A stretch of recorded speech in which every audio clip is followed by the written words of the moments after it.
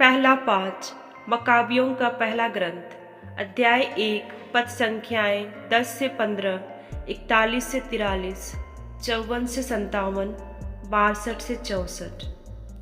इस्राएल पर ईश्वर का प्रकोप छाया रहा। राजा अंतियोक का पुत्र अंतियोक एपिफानेस बड़ा दुष्ट था। वह रोम में बंधक के रूप में रह चुका था। वह यूनानी साम्राज्य के 137वें वर्ष में राजा बना।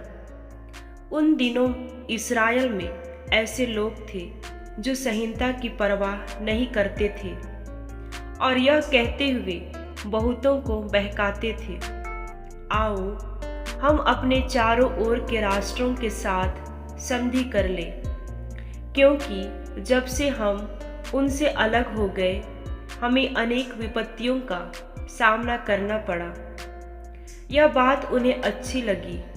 उनमें से कई लोग तुरंत राजा से मिलने गए और राजा ने उन्हें गैर यहूदी जीवनचर्या के अनुसार चलने की अनुमति दी। इसलिए उन्होंने गैर यहूदियों के रिवाज के अनुसार यरूशलेम में एक व्यायामशाला बनवाई। उन्होंने अपने को बेखतना कर लिया और पवित्र विधान को त्याग दिया। उन्होंने गैर यहूदियों का जुआ स्वीकार किया और वे पाप के दास बन गए। राजा ने अपने समस्त राज्य के लिए यह लिखित आदेश निकाला कि सब लोग एक ही राष्ट्र बन जाएं और सब अपने विशेष रिवाजों का परित्याग कर दें। सब लोगों ने राजा के आदेश का पालन किया। इस्राएलियों में से भी बहुतों ने देव मूर्तियों को बलि चढ़ाकर और विश्राम दिवस को अपवित्र कर राजा का धर्म सहर्ष स्वीकार कर लिया। 145वें वर्ष के किसलेव महीने के 15वें दिन राजा ने होम बलि की वेदी पर उजाड़ कर विभत्स दृश्य अर्थात देव मूर्ति को स्थापित किया। यूदा के नगरों में चारों ओर देव मूर्तियों की वेदियां बनाई गई और लोग घरों के द्वार के सामने तथा चौकों में धूप चढ़ाने लगे। जब उन्हें संहिता की पोथियां मिलती थी तो वे उन्हें फाड़कर आग में डाल देते थे। जिसके यहाँ विधान का ग्रंथ पाया जाता अथवा जो संहिता का पालन करता उसे राजा के आदेशानुसार प्राणदंड दिया जाता था। फिर भी बहुत से इस्राएली दृढ़ बने रहे और उन्होंने दृढ़ संकल्प किया कि वे अशुद्ध भोजन नहीं खाएंगे। वे मृत्यु को स्वीकार करते थे जिससे वे अवैध भोजन खाकर दूषित न हो जाए और पवित्र विधान भंग न करें। इस प्रकार बहुत से इस्राएली मर गए। ईश्वर का प्रकोप इस्राएल पर छाया रहता था। प्रभु की वाणी। संत लूकस के अनुसार पवित्र सुसमाचार अध्याय 18 पद संख्याएं 35 से 43। मैं तुम्हारे लिए क्या करूं प्रभु, मैं फिर देख सकूं। जब यीशु एरिको के निकट आ रहे थे तो एक अंधा सड़क के किनारे बैठा भीख मांग रहा था। उसने भीड़ को गुजरते सुनकर पूछा कि क्या हो रहा है।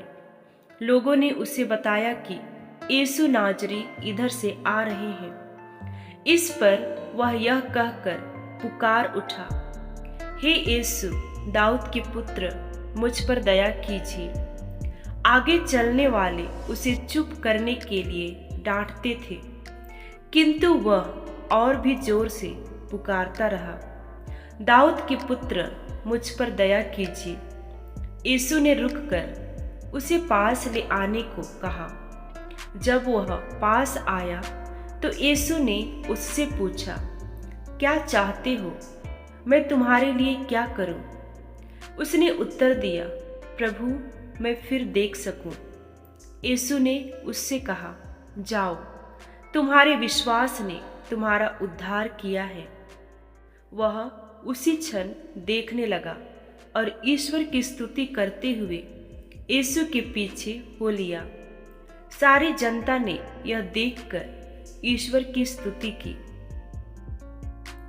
प्रभु का पवित्र सुसमाचार। मनन चिंतन। आज के सुसमाचार में अंधे व्यक्ति की आशा और उद्धार यीशु पर टिका हुआ था। जब उसने सुना कि यीशु पास से जा रहे हैं तो वह अपनी सारी शक्ति से चिल्लाया, ईसा दाऊद के पुत्र, मुझ पर दया कीजिए। उसके चिल्लाने में यीशु में विश्वास के साथ उसकी प्रार्थना भी शामिल थी। यीशु ने उस अंधे व्यक्ति को निराश नहीं किया। उस अंधे व्यक्ति ने न केवल दृष्टिदान प्राप्त की, अपितु वह यीशु का अनुयायी भी बन गया। अंधे व्यक्ति को हमसे क्या अलग करता है? उसका अटल विश्वास। यह विश्वास ही है जो पहाड़ों को हिला सकता है। यही विश्वास उस अंधे व्यक्ति को हमसे अलग करता है। भीड़ ने उसे डांटा, फटकारा, पर अपने दृढ़ विश्वास के कारण उसने चंगाई प्राप्त की।